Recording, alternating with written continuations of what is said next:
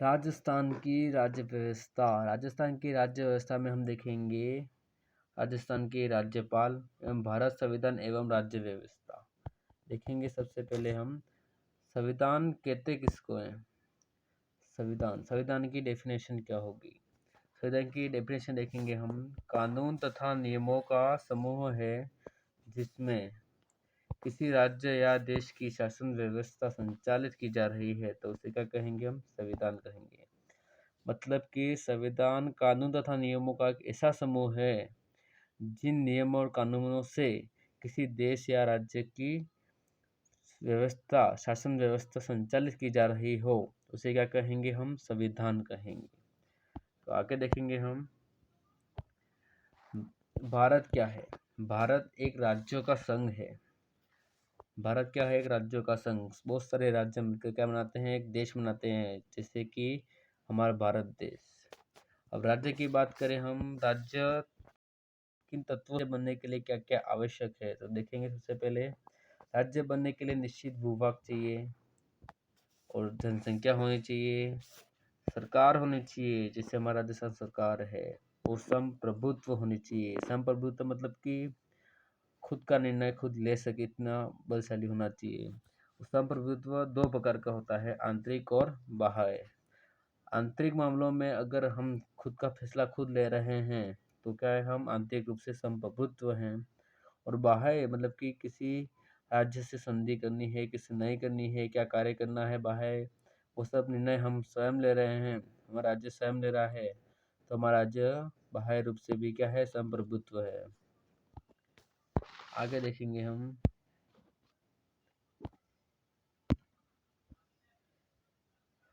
सरकार।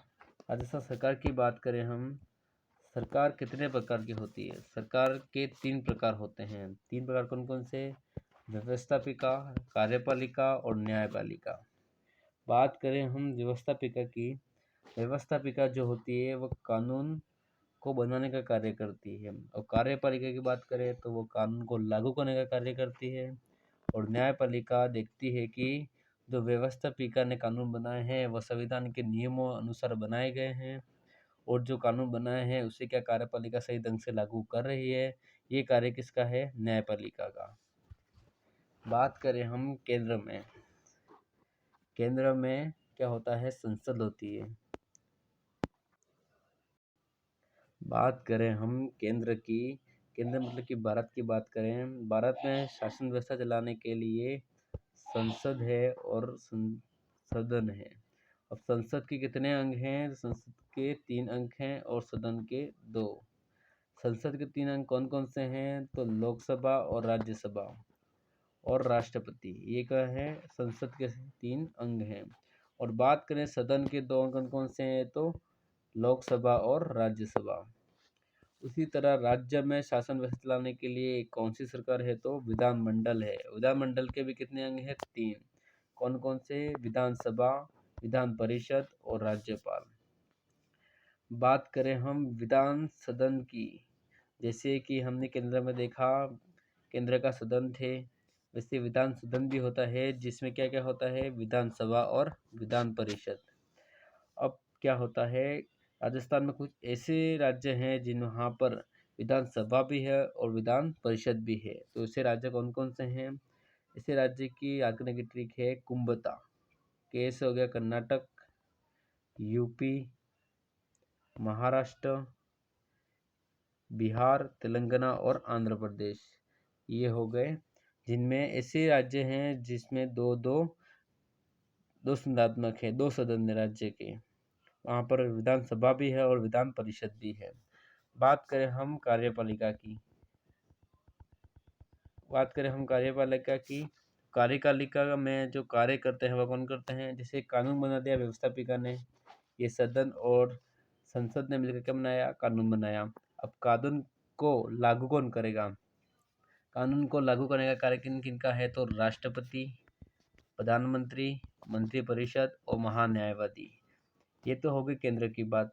बात करें राज्य में, राज्य में कानून लागू करने का कार्य किस किस का है, तो राज्यपाल, फिर चीफ मिनिस्टर यानी हमारे मुख्यमंत्री, मंत्रिपरिषद और महाधिवक्ता, इनका कार्य है कानून को लागू करवाना, और जो कानून केंद्र में लागू करवाए गए हैं वह ठीक से लागू करवाए गए हैं, या जो कानून बनाए हैं व्यवस्थापिका ने वो के कानून सही बनाए हैं, संविधान के नियमों के अनुसार बनाए हैं। इस सब जांच करने का कार्य किसका है? सुप्रीम कोर्ट, उच्चतम न्यायालय केंद्र में से चेक करेगी, और राज्य में होती है हाई कोर्ट। हाई कोर्ट यानी उच्च न्यायालय। आगे बात करें हम, सरकार का कार्य क्या होता है? कार्य देखें इनका, सरकार कितने प्रकार की बताई थी मैंने? व्यवस्थापिका, कार्यपालिका और न्यायपालिका। अब कार्य क्या होता है? व्यवस्थापिका का कार्य होता है कानूनों का निर्माण करना, और कार्यपालिका का कार्य होता है कानूनों को लागू करना, और न्यायपालिका का कार्य होता है कानूनों की समीक्षा करना। समीक्षा करना मतलब कि जांच करना संविधान के आधार पर, मतलब कि संविधान के अनुसार का जो कानून बनाए हैं वो संविधान के अनुसार बनाए गए हैं या नहीं, इसकी जांच के लिए न्यायपालिका बनाई गई है। आगे देखेंगे हम, जो न्यायपालिका है वह दोहरी भूमिका निभाती है। अब दोहरी भूमिका कैसे निभाती है? जो न्यायपालिका है वह व्यवस्थापिका और कार्यपालिका दोनों पे क्या रखती है? नज़र रखती है कि दोनों कार्य अपना बराबर कर रहे हैं कि नहीं कर रहे हैं, इसलिए इसका क्या कहता है? दोहरी भूमिका निभाती है। यह व्यवस्थापिका और कार्यपालिका दोनों पर नज़र रखती है। बात करें हम नोट की, यदि कोई कानून संविधान के अनुसार नहीं हो तो उसे सुप्रीम कोर्ट और हाई कोर्ट उसे क्या कर देती है? रद्द कर सकती है। मतलब कि यदि कोई कानून बनाया व्यवस्थापिका ने, उसे लागू भी कर दिया कार्यपालिका ने, लेकिन यदि वो संविधान के अनुसार नहीं है तो उसे सुप्रीम कोर्ट, केंद्र में तो सुप्रीम कोर्ट और राज्य में हाई कोर्ट द्वारा उसे रद्द कर दिया जाता है। बात करें आगे हम राज्यपाल की। राज्यपाल की बात करें हम, राज्यपाल आर्टिकल 152 में राज्य शब्द का उल्लेखन मिलता है, आर्टिकल 1236 में भी। मतलब कि जो राजस्थान है उसको राज्य शब्द कब मिलता है? कौन से आर्टिकल में राजस्थान को राज्य शब्द का मिलता है? तो आर्टिकल 152 में बताया गया है कि एक राज्य को राज्य की उपाधि मिल जाती है, मतलब कि राजस्थान को राज्य की उपाधि आर्टिकल 152 में मिली गई है, और आर्टिकल 12 और आर्टिकल 36 में भी राजस्थान, किसी राज्य को राज्य का शब्द का उल्लेखन किया गया है। बात करें हम आर्टिकल 153 की, प्रत्येक राज्य का एक राज्यपाल होना चाहिए। आर्टिकल 153 में क्या लिखा गया है? जितने भी राज्य हैं उन राज्यों का एक राज्यपाल होना चाहिए, यह आर्टिकल 153 में लिखा गया है। नोट एक और है, बात करें हम संविधान का सातवां संविधान संशोधन 1956 में, संविधान का एक संशोधन हुआ था, सातवां संविधान संशोधन 1956 में, जिसमें क्या प्रावधान जोड़े गए? आर्टिकल 153 में प्रावधान जोड़ा गया, एक व्यक्ति को एक से अधिक राज्यों का राज्यपाल बनाया जा सकता है। मतलब कि जो एक राज्यपाल है वह एक से अधिक राज्यों का राज्यपाल बन सकता है। ये पहले नहीं था, लेकिन संविधान संशोधन हुआ था, सातवां संविधान संशोधन 1956। इसके बाद ये प्रावधान जोड़ा गया कि एक राज्यपाल एक से अधिक राज्यों का राज्यपाल बन सकता है। आगे बात करें हम, दूसरा नोट, लेकिन उसे क्या होगी? पुण्य शपथ लेनी होगी। यदि कोई राज्यपाल राजस्थान का है, यदि उसे गुजरात का भी राज्यपाल बनाया जाता है तो उसे गुजरात में जाकर पुनः शपथ लेनी होगी, और उसका जो वेतन और भत्ता निर्धारण है वह राष्ट्रपति द्वारा किया जाएगा, कि इसको कितने भत्ते कितने वेतन देना है वो सब कौन तय करेगा? राष्ट्रपति तय करेगा। आगे बात करें हम संघीय शासन व्यवस्था। संघीय शासन व्यवस्था की बात करें, केंद्र में और राज्य में। अब केंद्र में क्या है? कार्यपालिका का संवैधानिक प्रमुख कौन होता है? राष्ट्रपति। और राज्य में कार्यपालिका का संवैधानिक प्रमुख कौन होता है? राज्यपाल। मतलब कि जो कार्य होगा उसमें किसका नाम आएगा? केंद्र में जो कार्य होगा, भले कार्य कोई भी करे, उसका जो नाम आएगा, नाम राष्ट्रपति का ही छपेगा हर जगह। और राज्य में कार्य कोई भी करे, इसका जो नाम छपेगा वो किसका छपेगा? राज्यपाल का। वो प्रमुख हैं, प्रमुख का ही नाम छपता है।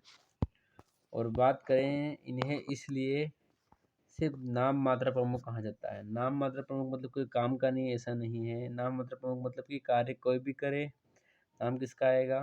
राष्ट्रपति का केंद्र में। और राज्य में काम कोई भी हो, नाम किसका आएगा? राज्यपाल का आएगा। लेकिन वास्तव में कार्य कौन करता है? तो पीएम करता है केंद्र में, और वास्तव में राज्य में कार्य कौन करता है? तो सीएम करता है। बात करें हम आर्टिकल 157 की। आर्टिकल 157 इसमें बताए गए हैं राज्यपाल की योग्यता। एक राज्यपाल बनने के लिए क्या क्या योग्यता चाहिए बताई गई है। वह भारत का नागरिक होना चाहिए, पहली योग्यता। दूसरी योग्यता है उसकी उम्र न्यूनतम 35 वर्ष होनी चाहिए। आर्टिकल 157 में बताई गई है योग्यता। पहली योग्यता है भारत का नागरिक होना चाहिए। दूसरी योग्यता है वह न्यूनतम 35 वर्ष का होना चाहिए। आर्टिकल 158 में क्या बताई गई हैं? शर्तें बताई गई हैं कि राज्यपाल बनने के लिए कौन कौन सी शर्तें होनी चाहिए। पहली शर्त है संबंधित राज्य का नहीं होना चाहिए। मतलब कि जो जिस राज्य का राज्यपाल बनना चाहता है वह उसी राज्य का नहीं होना चाहिए।